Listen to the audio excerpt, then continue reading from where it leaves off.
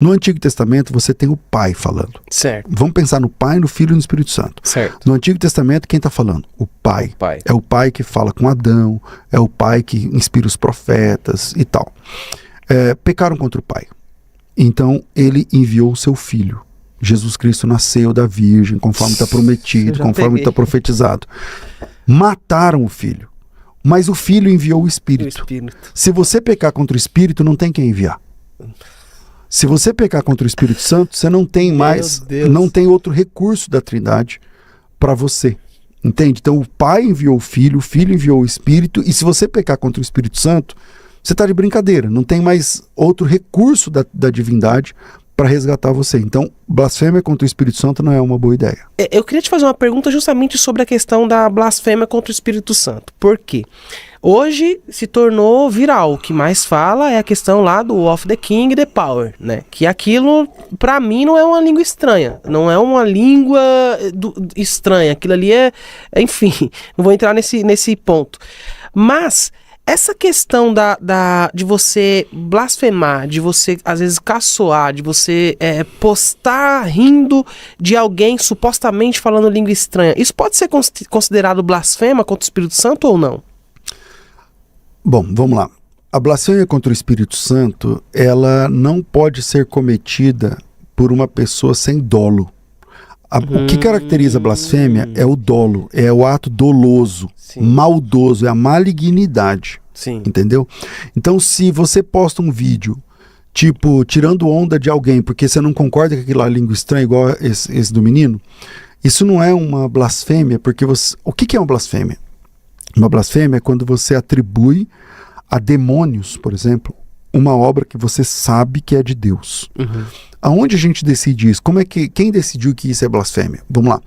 Lucas capítulo 11, versículo 14 em diante, está lá na epígrafe assim, a blasfêmia dos fariseus. Jesus tinha curado um cara que era mudo, e o mudo falou lá pelo poder de Jesus. E os fariseus que estavam lá, eles disseram assim, ó, isso aí que vocês estão vendo é por Beelzebu, o príncipe dos demônios, não é por poder de Deus. Ele curou esse homem por causa do Beelzebu. Então eles atribuíram uma obra que eles sabiam que era de Deus a demônios. E a Bíblia chama isso de blasfêmia.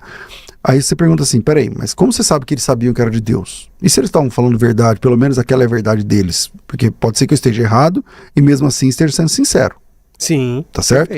É porque quando Nicodemos foi visitar Jesus de noite, Nicodemos fala no plural, ele fala assim, mestre, nós sabemos que tu és vindo de Deus. Porque ninguém pode fazer as coisas que tu fazes se Deus não for com ele. Então Nicodemos sabia. E ele fala pela comunidade, sabemos que tu és mestre vindo de Deus. Porque ninguém pode fazer esses sinais se não for por Deus. Só que quando convém a eles, eles dizem, eles sabem que é de Deus, mas isso aqui é de demônios. Então isso é uma blasfêmia. Então a blasfêmia contra o Espírito Santo é caracterizada pela forma dolosa, onde uma pessoa que sabe que aquela obra é de Deus e está atribuindo a demônios. Agora, a pessoa que fica zombando de língua estranha ou coisa parecida, é só um idiota mesmo. Mas não é exatamente uma blasfêmia contra o Espírito Santo. É só um crente babaca que está ali gerando escândalo para a igreja. E a blasfêmia contra o Espírito Santo, claro, agora tendo entendido o que de fato vem aquela questão de você pode blasfemar contra o Pai, você pode blasfemar contra o Filho, mas você não pode blasfemar contra o Espírito Santo, que não tem perdão? Como isso? É isso mesmo. Jesus Cristo, no seu ministério, ele diz assim, toda blasfêmia feita contra o Pai ou contra o Filho pode ser perdoada. Quer dizer, você pode voltar dessa blasfêmia. Lembrando o que é blasfêmia? Quando você atribui uma coisa, você pode voltar dessa blasfêmia, mas se você fizer isso contra a terceira pessoa da Santíssima Trindade, não tem volta. Não tem volta. E aí a pergunta é por quê? E essa é uma ótima pergunta, porque assim, vamos dividir a experiência teológica, ela apresenta a história do relacionamento de Deus com a humanidade através de alguns nomes, por exemplo, dispensacionalismo. Os pentecostais geralmente são dispensacionalistas. São 7 dispensações: inocência, consciência, governo humano, patriarcal, lei, graça e milênio. Outra viés é o aliancismo. Deus fez com os homens alianças. Seja como for, A questão é a seguinte, no Antigo Testamento você tem o Pai falando. Certo. Vamos pensar no Pai, no Filho e no Espírito Santo. Certo. No Antigo Testamento, quem está falando? O Pai. O Pai. É o Pai que fala com Adão, é o Pai que inspira os profetas e tal. Pecaram contra o Pai. Então, ele enviou o seu Filho. Jesus Cristo nasceu da Virgem, conforme está prometido, conforme está profetizado. Mataram o Filho. Mas o Filho enviou o Espírito. Se você pecar contra o Espírito, não tem quem enviar. Se você pecar contra o Espírito Santo, você não tem mais, não tem outro recurso da Trindade para você. Entende? Então o Pai enviou o Filho enviou o Espírito, e se você pecar contra o Espírito Santo, você está de brincadeira. Não tem mais outro recurso da divindade para resgatar você. Então, blasfêmia contra o Espírito Santo não é uma boa ideia. Agora, por exemplo, falando desse contexto, né, justamente sobre o Espírito Santo e tal, a gente ouve muito falar sobre o batismo do Espírito Santo. Você, né, muitos pregadores, quando você vai a algumas igrejas, eles pregam a palavra e após, né, eles ministrarem ali a palavra, após pregarem, eles chamam todo mundo, venham aqui na frente que eu quero fazer uma oração. Quem aqui não é batizado no fogo ainda? Levanta a mão. Espírito Santo com fogo. O Espírito Santo com fogo. Aí, quem não foi, levanta a mão, vem pra frente, ele ora, e aí ele diz, vocês serão batizados no fogo com o Espírito Santo. Essa expressão, ela é bíblica, ela existe de fato, essa questão do batismo do Espírito Santo com fogo?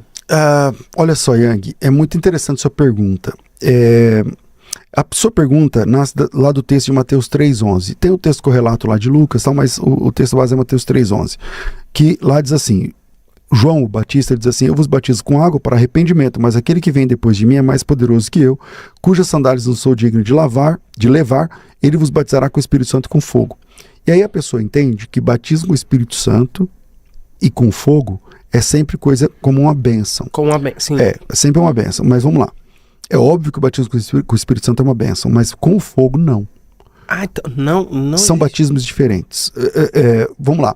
As regras da hermenêutica para você interpretar um texto é o seguinte: primeiro, quem fala, o que fala, para quem fala, quando fala, como fala, o que fala.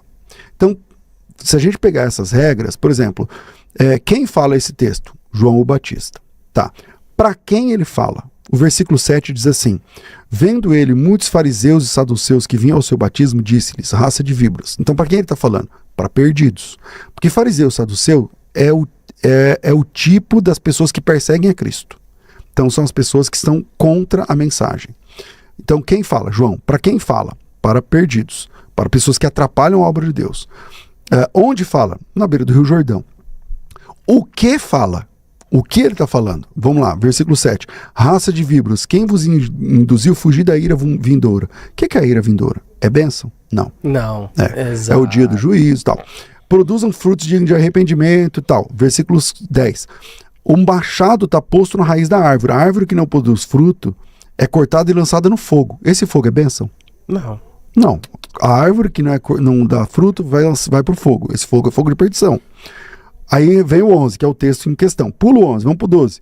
A sua pá ele tem na mão, limpará completamente a sua eira, recolherá o trigo no celeiro e queimará a palha com fogo que nunca se apagará. Que fogo é esse? Fogo de bênção? Não, fogo de juízo. Por que somente o versículo 11 é um fogo de bênção? Então ele vem falando de fogo o tempo todo. Então vamos lá, quem fala? João. Onde fala? O Rio Jordão. Para quem fala? Perdidos. O que fala? Ele está falando do juízo o tempo todo. Por que só no versículo 11 esse fogo é fogo de bênção? Ele fala de juízo no versículo 7, fala no versículo 8, fala no versículo 10, fala no versículo 12, por que só o 11 é bênção? Exato. Aí vem a pergunta, tá, se não é bênção, o que significa isso? Então vamos lá.